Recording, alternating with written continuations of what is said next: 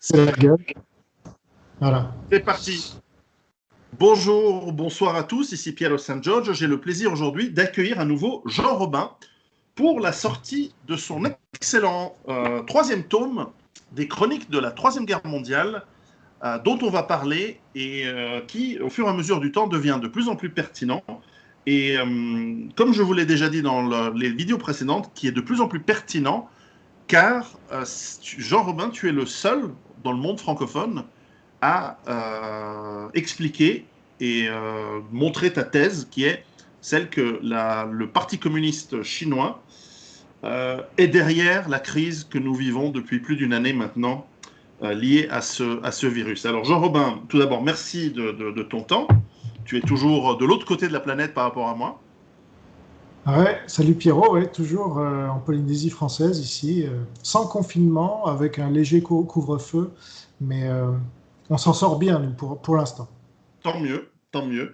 Alors écoute, pour ceux qui n'auraient pas vu nos vidéos précédentes ou qui ne connaissent pas cette série de livres, et j'ouvre une petite parenthèse, mais je tiens à toujours faire remarquer que tu fais un effort remarquable en tant qu'éditeur de publier des livres qui sont vraiment originaux. Tu avais publié le manifeste de Breivik, qui est un document historique quand même assez important.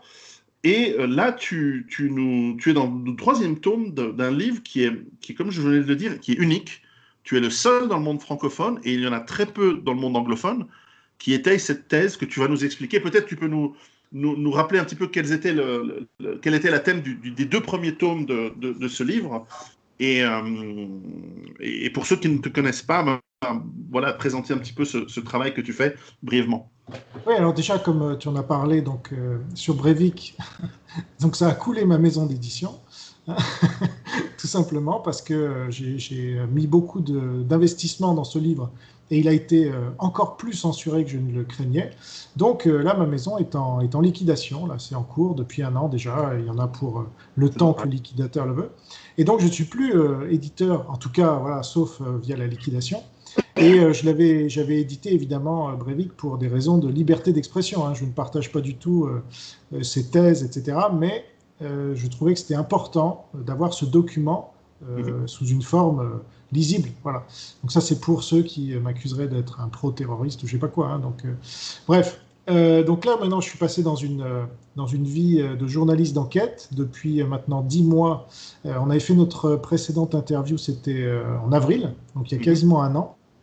Et j'étais le seul, effectivement, à l'époque, à dire que la Chine communiste avait déclenché la Troisième Guerre mondiale, ce que je dis toujours aujourd'hui, mais je suis toujours le seul, quasiment un an après, alors qu'il y a beaucoup de preuves maintenant que c'est le cas. Même Trump a déclassifié, juste avant de partir, des documents qui le prouvent. Là, il y a encore Bild qui vient de faire un article hier où un de leurs spécialistes qu'ils ont interviewé le dit. Hold Up Plus, donc c'est la nouvelle version d'Hold Up, ont interviewé un gars de l'INSERM qui a été 30 ans à l'INSERM qui le dit.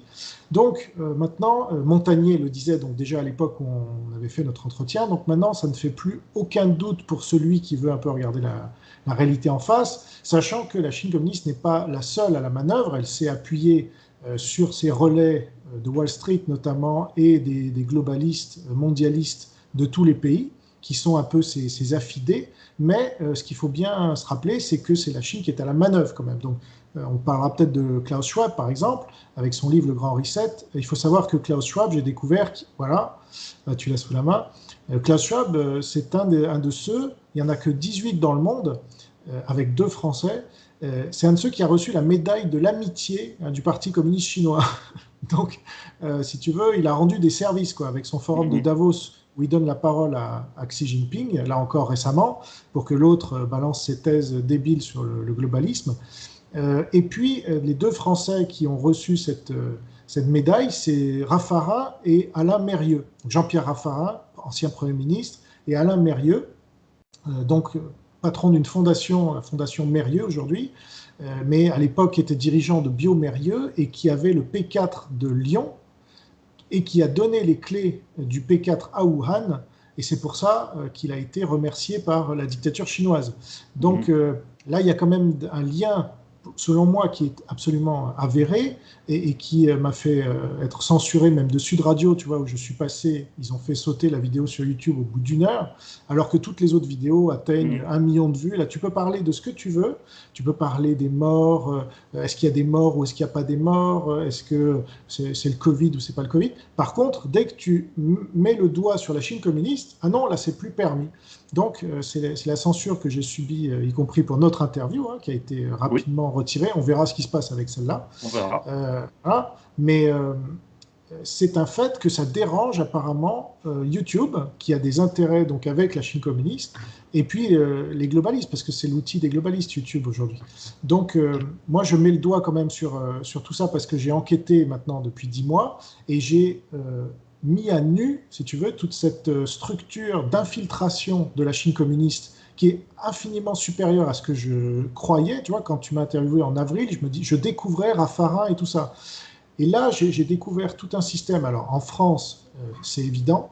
Au niveau juridique, là, il y a le code civil chinois qui vient d'être mis en place en Chine. Les Français sont collabos, ils ont coécrit quasiment ce code civil avec un peu les Allemands.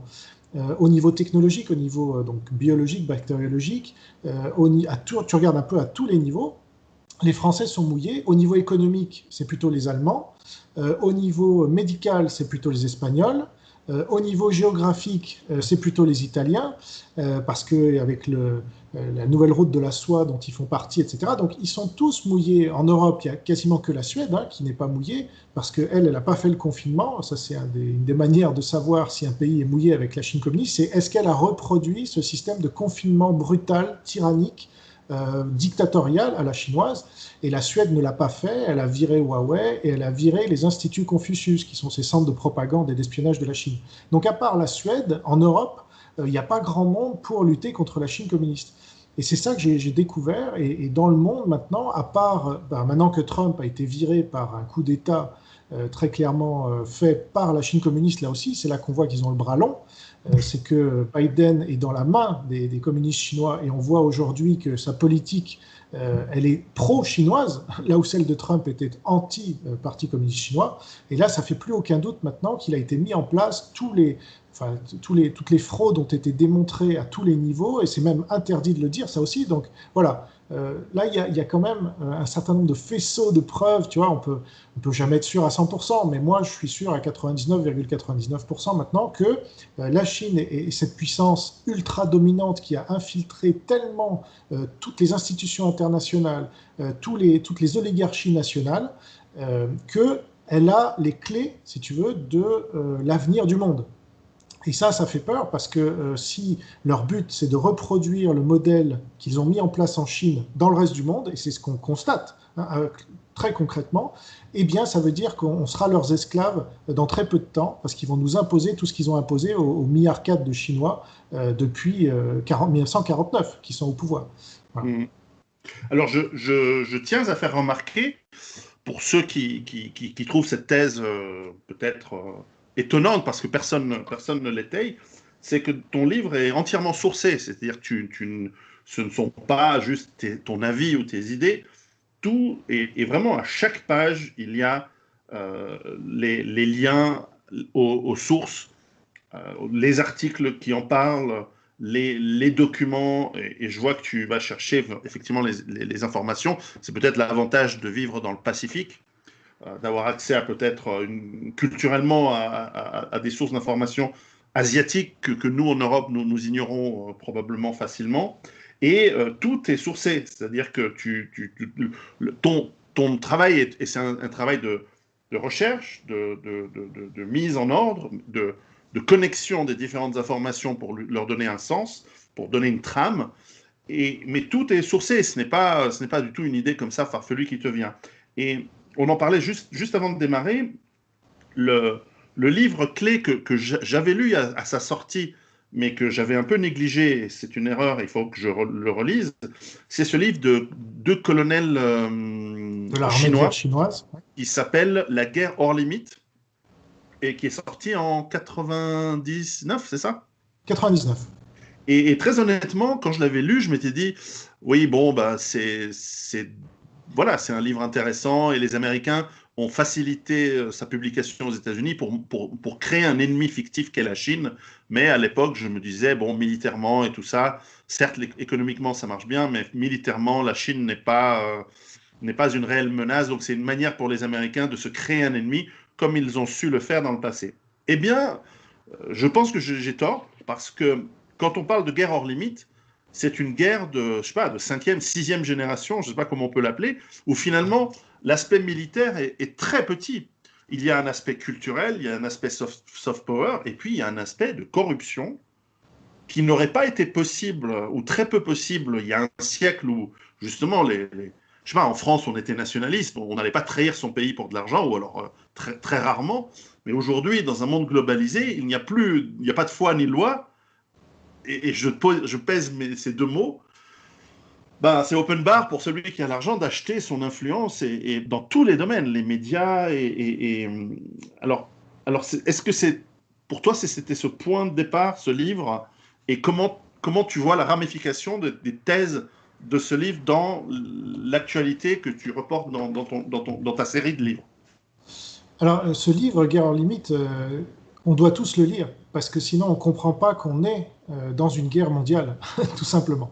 Et donc on continue à agir comme si on était en temps de paix. Et donc ça, c'est la pire erreur, parce que c'est ce qu'attendent les Chinois. Quand on n'est pas sur la défensive, ils peuvent avancer leurs pions sans qu'on s'en rende compte, tu sais. Et donc, moi, quand j'ai découvert ce livre, j'ai fait une série de 10 vidéos. Hein. Donc, je fais des vidéos maintenant sur Patreon. Je fais comme toi. Oui, tu as Et donc, raison.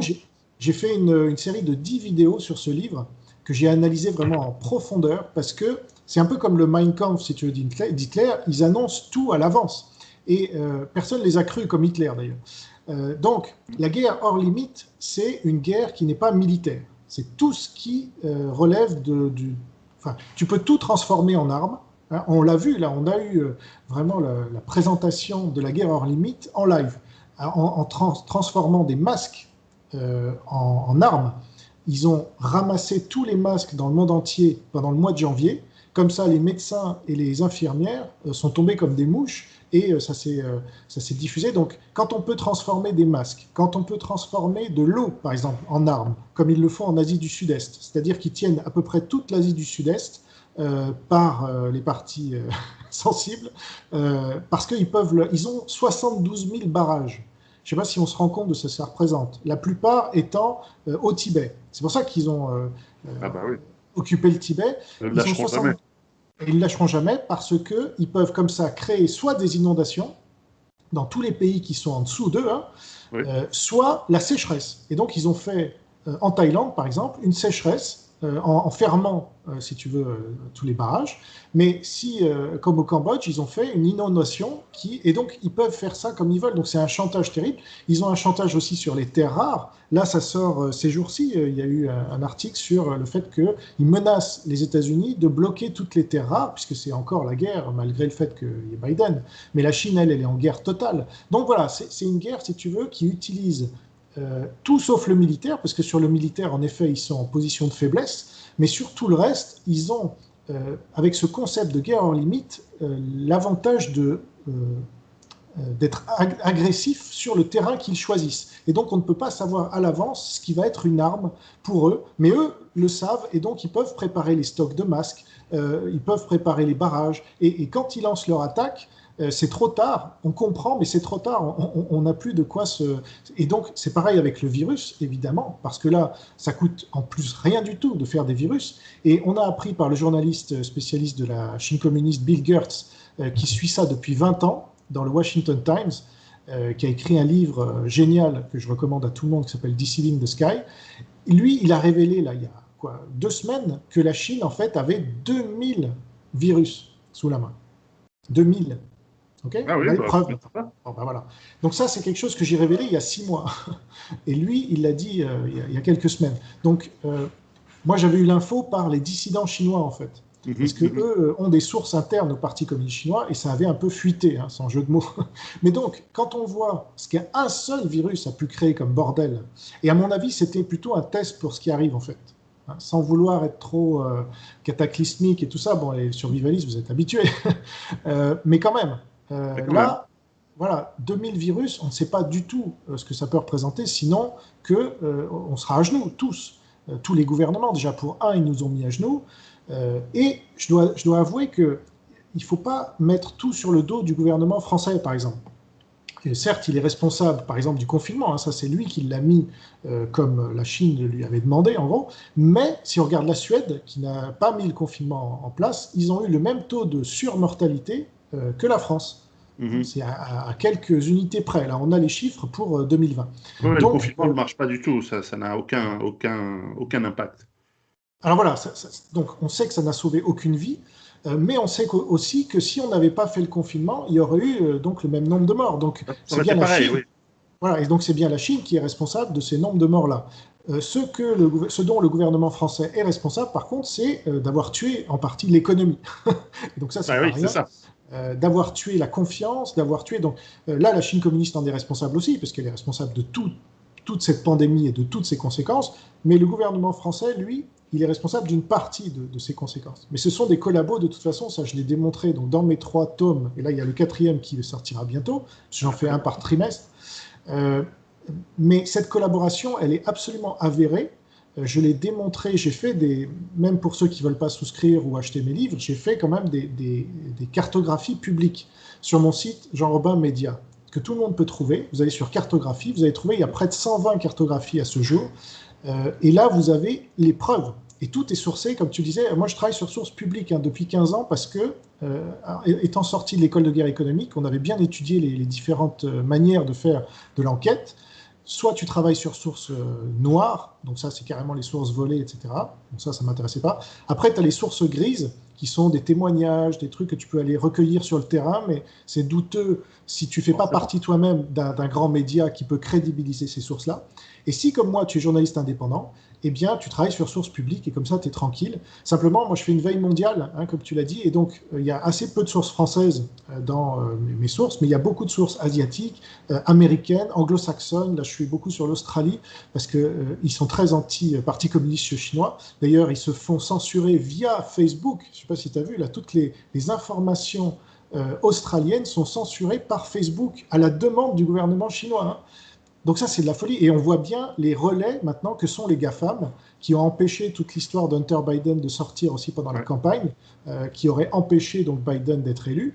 Donc là, on voit bien, ils ont mis en place un système qui est vraiment une toile d'araignée, si tu veux, géante, avec la Chine communiste quand même à la tête, parce que pour faire sortir cette pandémie, on a découvert que c'était l'armée chinoise. Donc, comme je l'avais dit, tu vois, comme je te l'avais dit, ça t'avait beaucoup surpris, mais ça a été confirmé depuis, notamment dans Hold Up Plus, là, qui vient de sortir. Le gars de l'INSERM le dit, Montagnier l'avait dit, le docteur Yann l'a démontré aussi.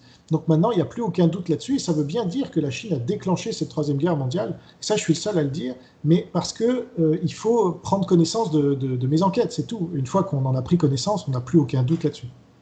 Alors, c'est tout à fait intéressant et on avait amené quelques hypothèses, mais pourquoi est-ce que cette guerre serait déclenchée maintenant, pas il y a quelques années et pas dans le futur?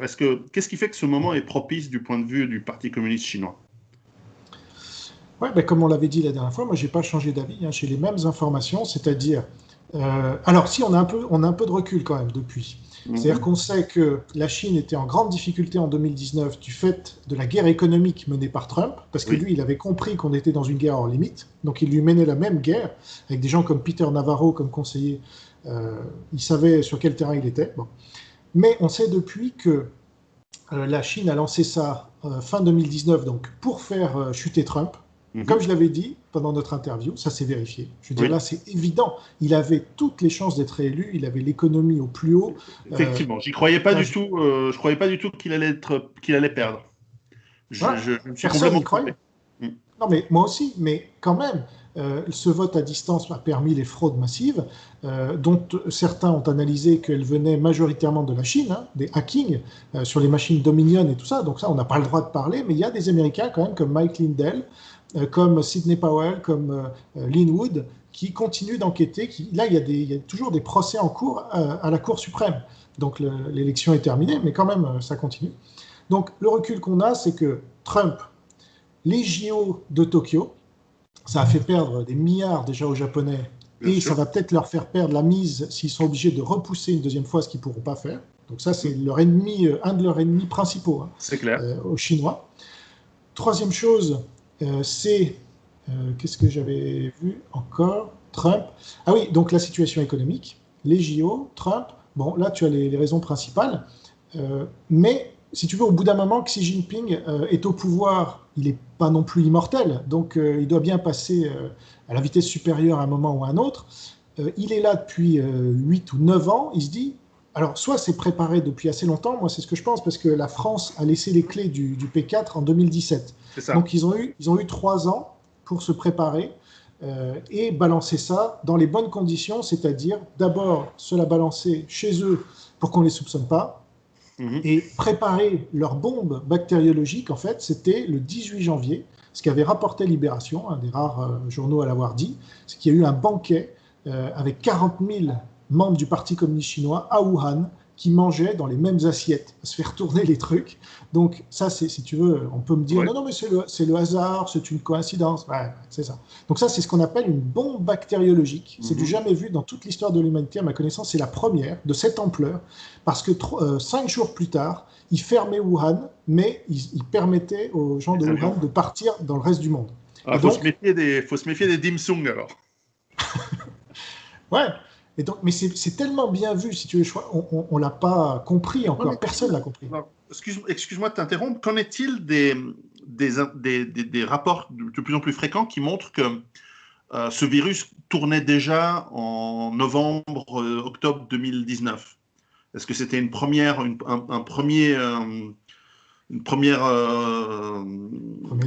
lâcher de virus, et puis ensuite le groupe s'est fait en janvier? Donc, ce qu'on sait aujourd'hui, c'est qu'on peut remonter jusqu'à septembre, en fait. Hein. Les premières photos satellites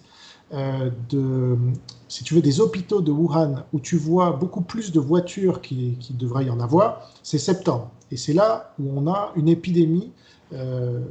C'est ce qu'on peut dire, parce que c'est très difficile d'avoir des informations sur la Chine communiste, mais par ces photos satellites, voilà, on a pu analyser ça.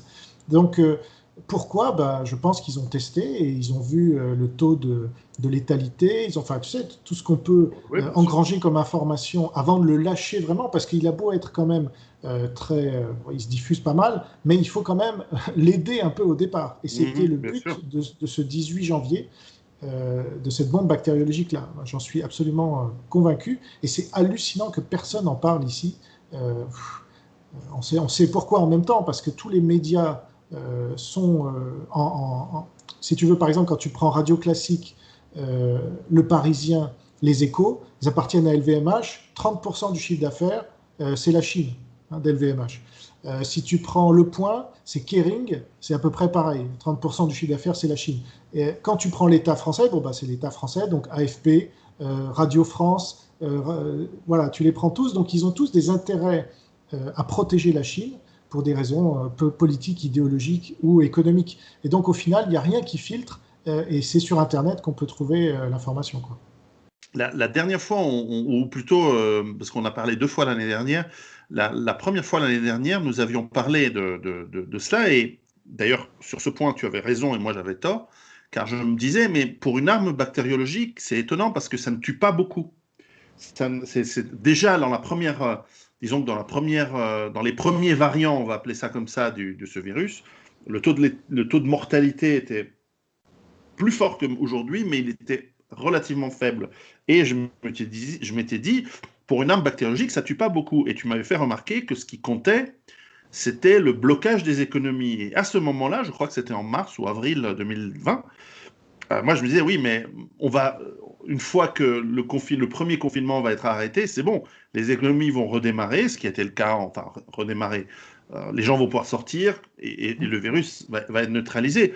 Sauf que les règles ont changé à partir de septembre dans la manière où on compte les cas, puisqu'on ne parle plus de... par exemple en Suisse, lorsque tu es testé positif, ce qui ne veut rien dire, parce que tu n'as peut-être pas de symptômes, etc., en gros, ils comptent comme cas probable et donc effectif toute la famille avec qui tu vis. Donc en fait, on multiplie par 3, par 4, par 5 le nombre de cas, donc on augmente les chiffres. Et on a aussi décidé que lorsque tu meurs lorsque tu as été positif et si tu meurs dans les 30 jours, quel que soit le type de mort, eh bien, tu es compté comme Covid, officiellement. Et donc, qui a fait ces lois? Qui a fait changer ces règles?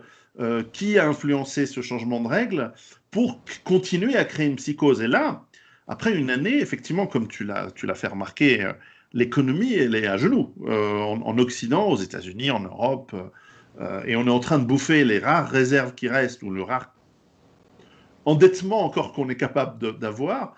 Et ce serait intéressant de voir qui sont les financiers derrière qui prêtent encore aux États, certes à taux négatif, mais enfin, il faut les sortir, les 100, 200, 300 milliards pour chaque pays européen et américain encore plus qui coulent en ce moment. Comme tu le sais, la main qui donne est plus forte que la main qui reçoit.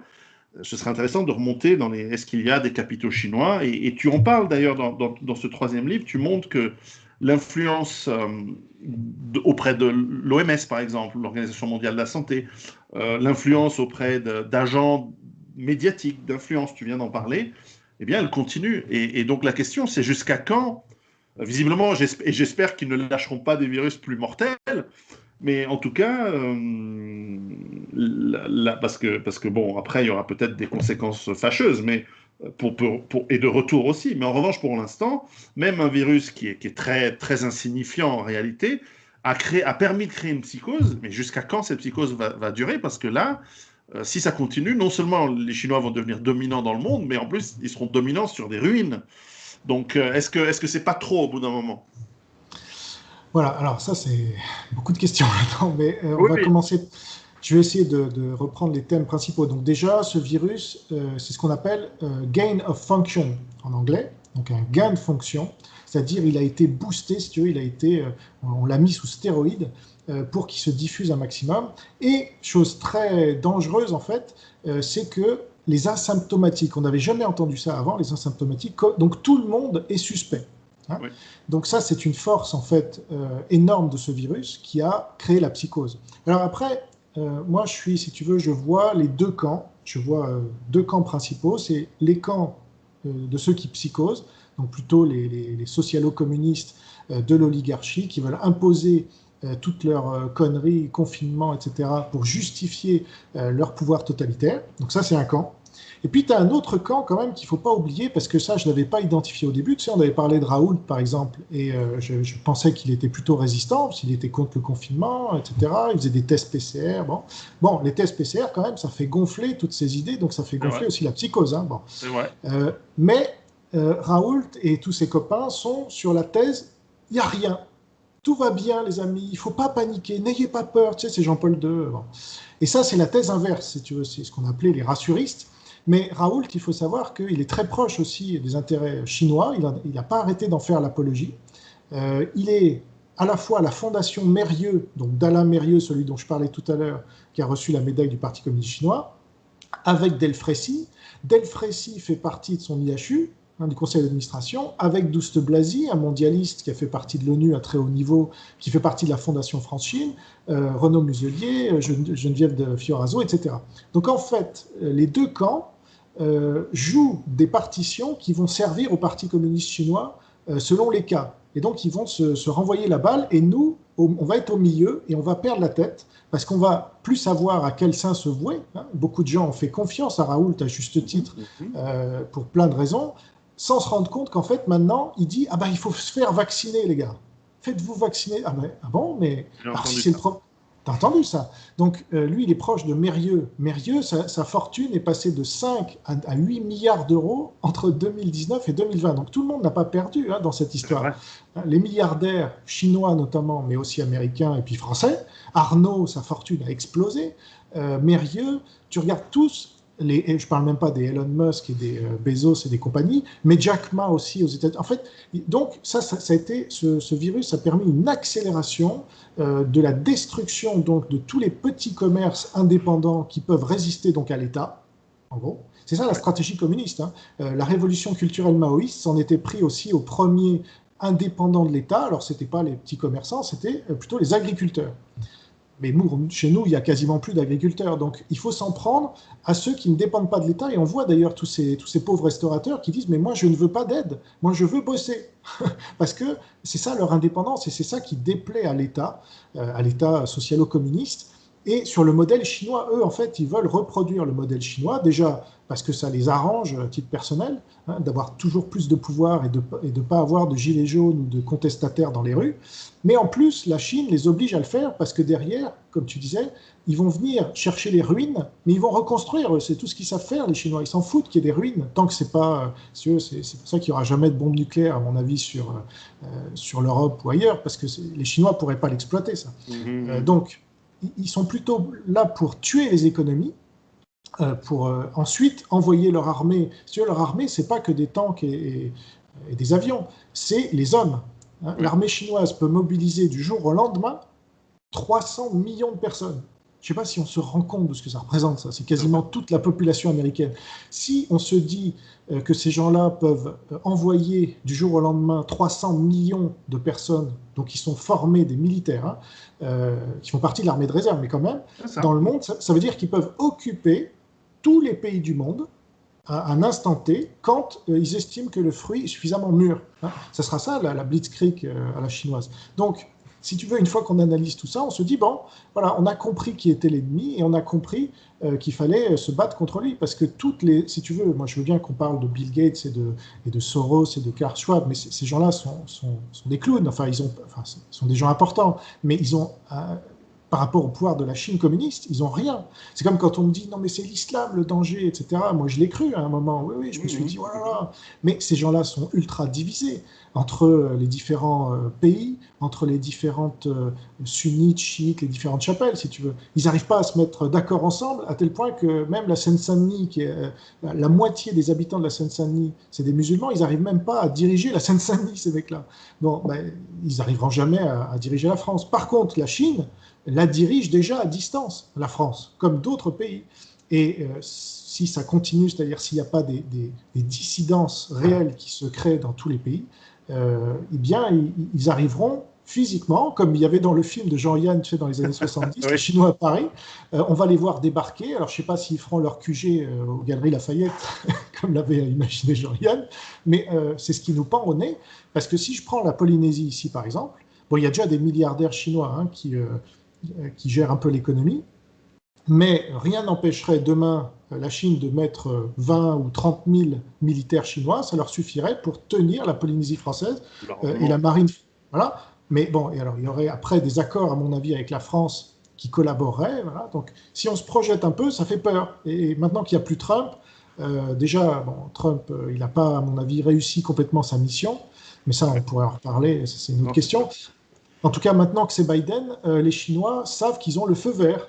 Voilà, et qu'ils peuvent faire à peu près ce qu'ils veulent. Donc, comme ils sont patients et ils veulent être sûrs, si tu veux, de balancer la sauce quand ils seront vraiment certains de maîtriser le résultat. Et donc, là, ils sont toujours en phase de préparation. Et moi, je pense que ce virus, c'était une phase de test pour voir toutes les réactions des gouvernements, de tout le monde, si tu veux, de voir qui est avec eux, qui est contre eux, dans quelle mesure, etc., pour qu'après, ils anticipent la prochaine étape. Est-ce que ça sera Taïwan? Moi, c'est ce que je pense. Est-ce que ce sera, comme disent d'autres, la mer de Chine du Sud ou l'Australie? Bon, il y a différentes options, mais si c'est Taïwan, ça sera la Troisième Guerre mondiale militaire. Donc, à mon avis, c'est pas forcément ce qu'ils veulent tout de suite. Donc, voilà, je me tâte encore entre les deux. Souvent, dans les rapports de force, tu peux parfois faire une partie de bras de fer, et tu peux menacer effectivement avec le militaire, avec les missiles, avec tout ce que tu veux, Taïwan, puis finalement dire, pendant que le monde est fixé sur cette crise que tu crées pour pour récupérer géographiquement quelque chose qui fondamentalement n'est pas très important économiquement pour la Chine, à côté, tu prends le contrôle du Myanmar, tu prends le contrôle qui donnerait à la Chine des bases militaires pour sa flotte pour l'océan Indien, beaucoup plus intéressante que de devoir à chaque fois passer le détroit de la sonde, là. Et puis, peut-être que la Chine s'impose, pendant que les Européens sont en train de récupérer leur économie moribonde, elle s'impose avec une augmentation de sa présence en Afrique, une présence militaire, pour mieux contrôler les ressources dont elle a besoin. On peut imaginer plein de scénarios, en tout cas autour de l'océan Indien et de l'océan Pacifique, et c'est vrai que les États-Unis, à la moindre poussée de testostérone d'envie de venir en aide à Taïwan ou à ses alliés traditionnels dans le Pacifique, tout d'un coup, pouf, une petite vidéo sort, un petit scandale les fait sortir sur le clan Biden ou d'autres politiciens, et les États-Unis partent en 6 mois de polémiques et de machins. Donc en fait, ils utilisent la faiblesse de la démocratie contre les démocraties. Bon, ça, c'est pas nouveau, mais c'est vrai que l'aspect militaire, tu as raison de dire que la Chine, par exemple, peut lever 300 millions de personnes très rapidement. Ils ont tous un Kalachnikov dans des entrepôts dans chaque ville, dans chaque village. Il y a tout ça, c'est organisé depuis l'époque maoïste. Mais après, il faut les projeter. C'est que les 300 millions de Chinois, ils ne peuvent pas arriver à Paris en 2 semaines. Parce que sinon, ils vont devoir venir à pied par la Chine. Et c'est une contrepétrie assez moche. Mais en revanche... Tu as réussi à la caser. Ouais, c'était facile. Mais en même temps, il n'y a pas besoin de ça quand l'économie chinoise tourne bien, qu'ils arrivent à... Alors, il y a des difficultés, c'est clair. C'est que tu en as parlé et tu en parles dans tes livres. Il y a des crises financières en Chine assez importantes, des crises de dette, de crises de productivité, Agricole. de surproductivité même. Crise agricole aussi très Crise importante, parce qu'ils agricole. ont eu des inondations, etc., Ouais. qui les ont obligés à importer notamment beaucoup de blé français, et puis du Brésil et ailleurs. Non, en fait, les 300 millions, si tu veux, c'est juste pour avoir ça à l'esprit. C'est que Non, c'est mais eux c'est qui tiennent les intéressant. cartes. C'est eux qui tiennent les cartes. C'est quand on comprend qu'ils sont à l'offensive, en fait, alors qu'ils ont toujours fait croire qu'ils étaient sur la défensive. Tu sais, c'est ce discours qu'on nous ressort là de Raffarin, justement. Il faut bien écouter les collabos parce que c'est souvent le contraire de ce qu'ils disent qui est vrai. Que nous dit Raffarin depuis 20 ans? La Chine, c'est une puissance régionale. Hein. Elle n'a pas de volonté de se projeter sur les terrains extérieurs, etc. C'est son 5000 ans d'histoire. Bon. En fait, les nouvelles routes de la soie, c'est le contraire de ce que dit Raffarin. Ce virus, c'est le contraire de ce que dit Raffarin. La projection dans les institutions internationales dont on a commencé à parler, le FMI, l'OMS, évidemment, tout ce qui est l'ONU, en fait, ils ont infiltré ça au plus haut niveau. Pour l'OMS, c'est typique. Là, ils avaient la clé, si tu veux, parce que l'OMS a beaucoup tardé à appeler ça une pandémie. Ils ont évidemment félicité la Chine, là, le fameux Tedros. Ils ont Oui. félicité la Chine alors que les mecs étaient en train d'enfermer les gens de force chez eux. On ne sait toujours pas quel est le nombre de morts en Chine, hein, 4600. C'est impossible, si tu veux. Non, c'est impossible. Voilà, c'est à mon avis 100 ou 1000 fois plus. Et on le saura peut-être jamais parce qu'on ne sait toujours pas quel est le nombre de morts qu'il y a eu pendant la révolution culturelle. Donc. Mais ça a permis de montrer qu'avec cette pandémie, ils avaient verrouillé l'OMS, donc ils faisaient ce qu'ils voulaient. S'ils lancent la guerre hors limite sur un autre domaine où ils maîtrisent l'institution internationale correspondante, eh bien, ils feront la même chose. Donc c'est ça qu'on voit, on comprend après toutes mes enquêtes, moi maintenant c'est ce que je comprends, ça fait un peu peur, hein, mais il faut quand même connaître la vérité, c'est que c'est eux qui sont à l'offensive, et c'est celui qui est à l'offensive qui a les cartes dans la main. Et donc les États-Unis, Trump quand même avait réussi à faire une contre-attaque sur Huawei par exemple, ils ont vraiment souffert là Huawei sous Trump, mais là c'est reparti si tu veux. En France, Huawei a annoncé dès le mois d'octobre, parce qu'ils savaient qu'ils allaient faire tout leur hacking, etc., que Huawei allait investir 4 milliards d'euros en 4 ans en France, alors que Trump avait imposé une interdiction de Huawei en France, si tu veux. Mais ils savaient, mais votre Trump, il ne va pas rester, on le sait, on est sûr, etc. Ça, c'est quand même incroyable d'avoir le recul maintenant et de Mais voir que... c'est très vrai que justement, et tu as illustré dans tes livres par l'échiquier, et c'est tout à fait juste, le bon joueur d'échecs ne réfléchit pas au coup qu'il va faire, il réfléchit plusieurs coups à l'avance. Il y a des ouvertures, il y a voilà, des stratégies qui sont sur des dizaines d'années.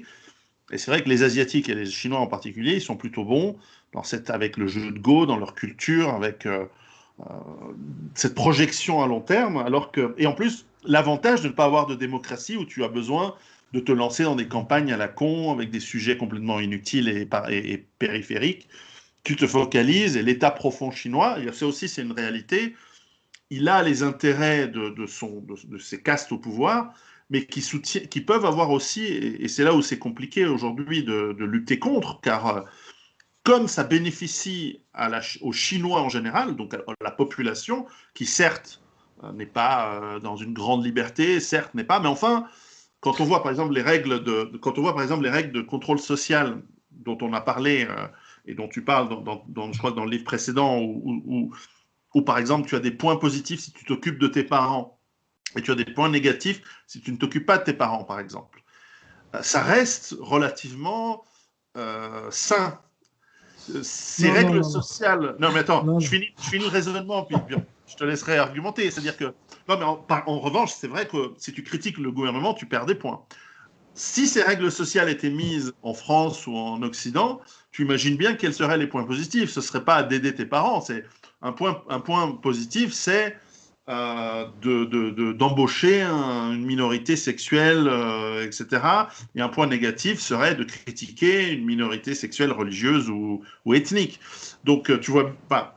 A priori, maintenant peut-être que le jour où c'est installé, ils dévoilent leur couleur, parce que je ne pense pas que toutes ces élites en ont absolument, on le voit entre les lignes en réalité, ces élites n'en ont absolument rien à foutre des minorités, tout Bien sûr. ce n'est qu'un prétexte pour asseoir et consolider leur pouvoir. Mais voilà, donc y a un aspect encore nationaliste, entre guillemets, national-socialiste, même à la limite paradoxalement, dans le communisme chinois.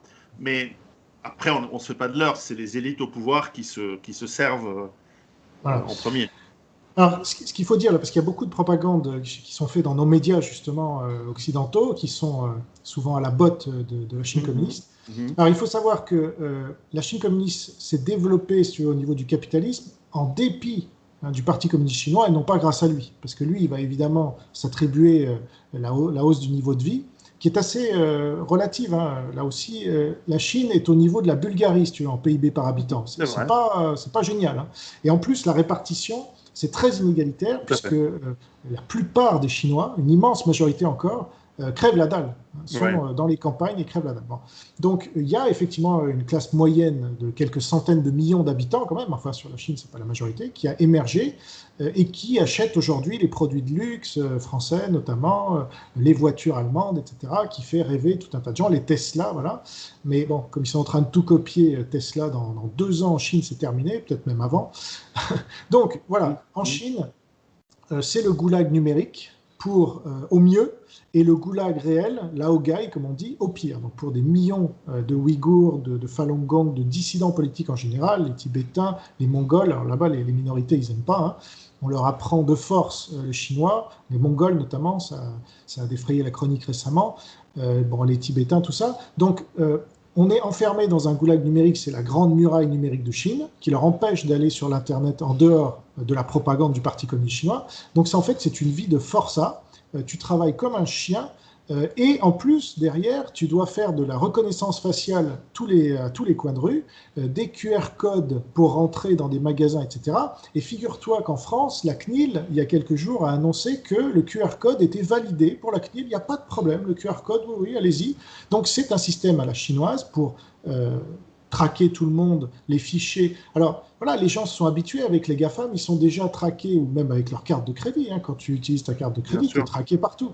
Mais là, c'est à un niveau évidemment bien pire, puisque, comme tu l'as dit, si tu critiques Xi Jinping, par exemple, sur les réseaux sociaux, tu vas en camp. Donc c'est pas terrible quand même pour la liberté fondamentale de critiquer le pouvoir. Bon. En Europe, on en rêve d'aller en camp parce qu'on est enfermé chez nous. Ah oui, peut-être. Je pense pas que c'est les mêmes camps qui préparent. C'est pas le Club Med. Mais voilà, donc, si tu veux, il y a des camps qui sont en préparation. Ça, je voulais pas y croire moi-même quand j'ai regardé ça en octobre. C'est sorti au Canada notamment. Il y a des députés qui l'ont dénoncé au Canada, mais j'ai pas voulu les croire. Eh bien, on nous annonce maintenant que ceux qui refuseront la vaccination, peut-être, ou qui refuseront telle ou telle chose, pourront se retrouver dans. Alors, on n'appellera pas ça des camps. D'ailleurs, les Chinois n'appellent pas là où se trouvent les Ouïghours des camps. Hein. Ce sont des instituts de formation, tu vois. Mais je rigole même pas. C'est comme ça. Voilà, en Allemagne, ils sont en train de... Le naturel est revenu au galop, là. Voilà, j'allais t'en parler. C'est en Allemagne qu'ils ont mis ça le premier en place. On a appris ça il y a quelques semaines. Des camps, mais qui ne s'appelleront pas des camps, seront mis en place. Donc voilà, on nous prévient, si tu veux, quand même, s'il y a des fuites, il y a ce qu'on appelle des signaux faibles, mais les gens sont encore endormis largement, parce que sinon, si on leur annonçait, tu vois, si on leur avait annoncé aujourd'hui, je veux dire, il y a un an, tout ce qui est arrivé aujourd'hui, ils seraient tous dans les rues à hurler en disant la dictature. Mais comme ça s'est fait progressivement, malgré tout, ça s'est fait vite, hein, mais ça s'est fait progressivement par des cliquets, les gens ont accepté. Et aujourd'hui, on me croit un peu plus. Tu vois, quand je sors des informations sur Raoult, par exemple, ou sur Véran, qui fait partie de toutes les... Parce que les Chinois ont mis... on avait parlé un peu des France-China Foundation et Paris-Shanghai Club et tout ça. Véran fait partie des deux, tu vois, tant qu'à faire. Et donc lui, c'est le gars qui a été mis là exprès par la Chine communiste. Ça, je peux le dire maintenant, c'est absolument évident. J'ai fait toute une vidéo là-dessus. Il a viré Buzyn, en fait, parce que Buzyn n'était pas assez... n'était pas une femme de confiance suffisante pour les Chinois, tout simplement. Et donc, Véran était complètement à la botte des Chinois, donc il a été mis là, dans le poste le plus stratégique du gouvernement, quasiment presque plus stratégique que le Premier ministre. On voit beaucoup plus Véran un peu partout que Castex chinois, comme je l'appelle. Mais bon, donc ça c'est... Qui croit encore que la Chine n'est pour rien là-dedans? Eh bien, si tu regardes bien, absolument tous les intellectuels, tous les journalistes, tous les politiques français, aucun ne met en cause la Chine communiste. Et ça, je suis désolé, c'est un scandale, comme dirait Marchais, mais c'est pas normal. Là, il faut que les gens se réveillent au bout d'un moment, parce que sinon, je sais plus quoi faire, moi, tu vois. J'aurais beau te parler pendant des heures. C'est ça. Donc, déjà, ce que les gens peuvent faire, et je le rappelle, c'est de lire, je mettrai le lien sous la description de la vidéo, de lire les 3 tomes chroniques de la Troisième Guerre mondiale. Je pensais qu'il allait être long à lire, parce que c'est un livre assez épais, mais en fait, il se lit très vite. Donc ne soyez pas repoussés par la longueur. Je sais que nous sommes de plus en plus des flemmards et nous ne voulons plus lire les livres. Nous préférons regarder des vidéos. Alors pour ça, vous avez les comptes Patreon. Jean Robin en a un. Et je sais que nous partageons pas mal d'abonnés qui sont abonnés au nôtre respectivement. Mais en tout cas, c'est un livre qui se lit vite. C'est un livre qui se lit, ah oui, ah oui. Et pour avoir lu les 2 premiers, en fait, on se rend compte qu'il y a une trame qui est raisonnable et logique. Ce n'est pas, encore une fois, je le répète, c'est sourcé. Ce ne sont pas juste tes idées. Ce sont, toi, tu as connecté les points, comme on dit. Je ne sais pas si on peut franciser cette expression américaine, mais tu as connecté les points pour définir une trame qui, au fur et à mesure de temps, est de plus en plus pertinente. Et c'est vrai que ta dernière remarque est très juste. Comment ça se fait? Enfin, comment ça se fait, tu l'expliques, mais c'est quand même étrange et scandaleux que quelqu'un qui a une thèse, encore une fois, on ne parle pas de reptiliens, on ne parle pas de... Je veux dire, les médias font plus l'écho à des gens qui auraient des théories de complotionnistes. Alors pour le coup, c'est vraiment pas le cas, hein, parce que vu le nombre de vaccinés, de morts à cause du vaccin qu'il y a en Israël en ce moment, c'est tout sauf un complottionniste. Mais enfin, cette guerre, elle existe, ça de toute façon. Et cette guerre, dans cette phase économico-virologique, bactériologique, elle est effrayante. Donc, est-ce que peut-être pour conclure, et encore une fois, j'encourage ceux qui nous regardent à lire tes livres, est-ce que tu voudrais passer un message à mes amis survivalistes? Qu'est-ce qu'on peut faire? Oui, alors justement, moi j'ai beaucoup réfléchi à ça déjà avant cette crise, parce que c'est vrai que j'ai critiqué l'idée du survivalisme, parce que déjà je ne comprenais pas bien. Donc ça, tu as fait un gros travail de pédagogie depuis des années, ça m'a permis de mieux comprendre. J'ai vu, par exemple, le documentaire aussi dont tu as fait la promotion il y a quelques années sur Canal+. Enfin, c'est pas un documentaire, c'est un film, je crois que ça s'appelle Effondrement. J'ai regardé ça, donc ça te plonge vraiment. Et j'ai compris déjà un peu plus ce qui était l'esprit du survivalisme, que je considérais comme une stratégie plutôt de bunkérisation. Maintenant, de l'île Maginot. De l'île Maginot, voilà. Maintenant, je le vois plus comme ce que c'est.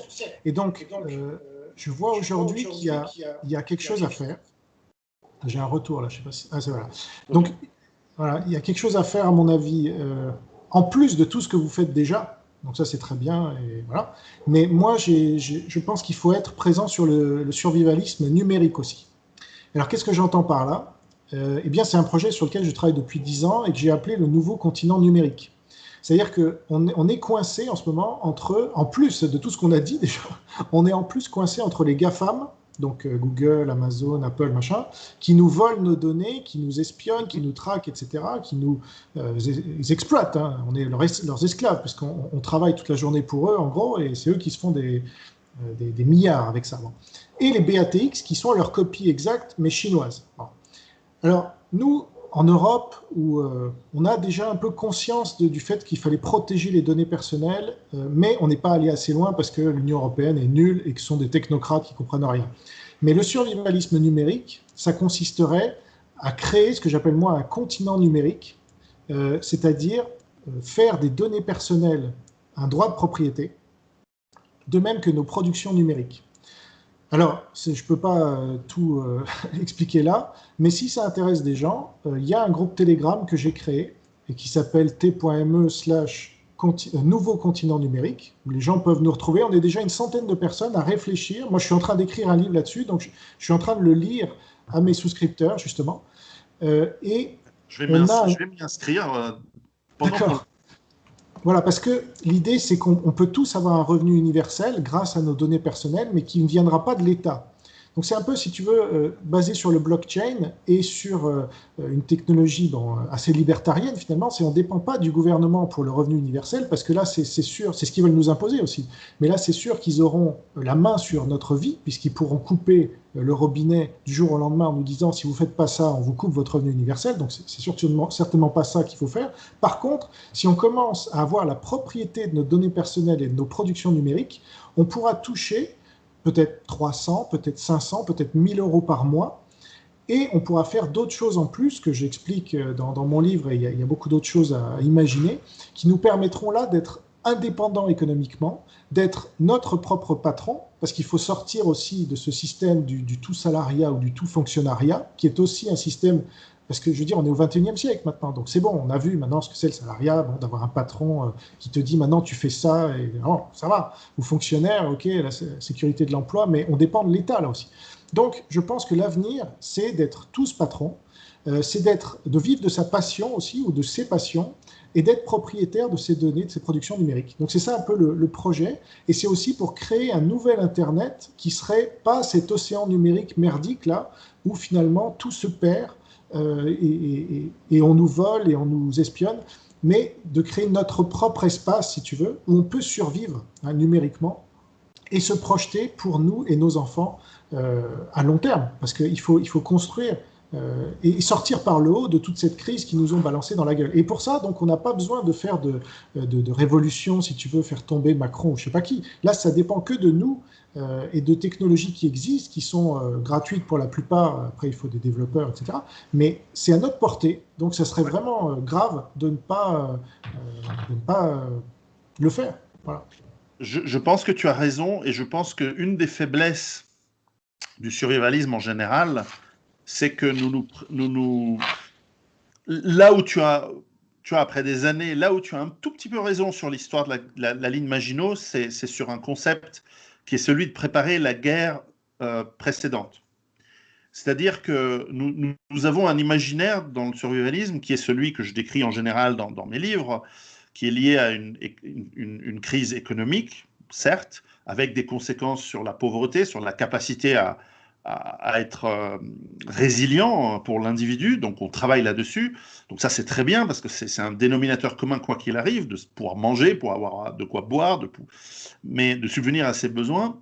Mais c'est vrai que même en cas de catastrophe naturelle, en cas de catastrophe économique, en cas de guerre, etc., il y a quand même des forces bien plus grandes que le simple individu ou même groupe d'individus qui se prépareraient dans les campagnes ou les montagnes, ce qui est mieux qu'être dans les villes, toujours. Mais c'est que le jour où on a un État dictatorial qui décide que... je suis sûr qu'en Chine communiste, alors d'abord, ils sont allés chercher les gens dans les villes, évidemment, mais au bout d'un moment, quand ils ont assis leur pouvoir à la fin à partir de 1947, après, ils sont allés dans les montagnes aussi. Hein. Ils n'ont pas oublié les gens qui restaient dans les campagnes. Et certainement, il y en a qui ont résisté. Mais qu'est-ce que tu peux faire face à un État aussi puissant? Donc ça, c'est un premier écueil.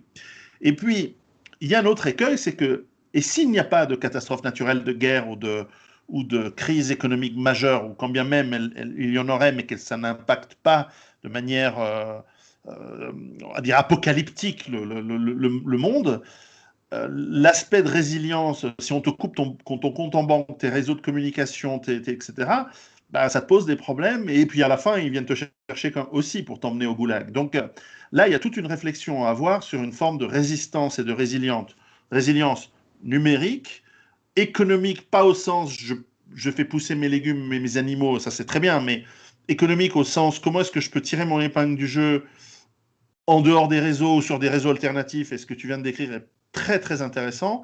Et ce qui me fait conclure, c'est que c'est quelque chose ça, sur laquelle je pense qu'on commence à converger, et d'autres, j'espère, nous rejoignent dans cet état d'esprit, c'est que nous ne devons pas nous diviser. Alors, on a le droit de se critiquer, on a le droit de ne pas être d'accord, mais d'éviter dans les réseaux de tous les gens qui ont des esprits différents. Et je salue par exemple le fait que tu aies récemment fait un débat avec quelqu'un qui, d'un point de vue de spiritualité, est complètement à l'opposé de toi. C'était très intéressant comme débat.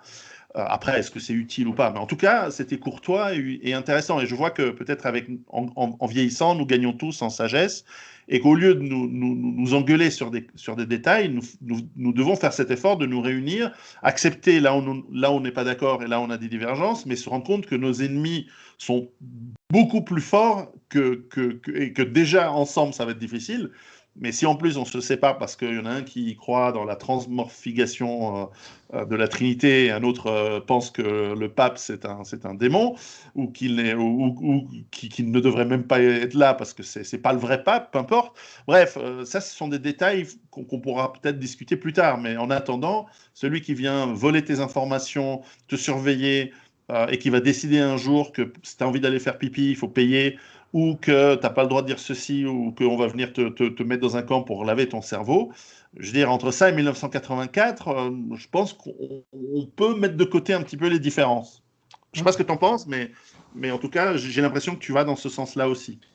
Oui, je pense qu'on n'a plus le choix maintenant. Avant, on pouvait se tirer dans les pattes, etc. Et j'ai joué ma partition là-dessus aussi, parce que je pense qu'il y avait une certaine émulation, tu vois, je le faisais aussi par émulation.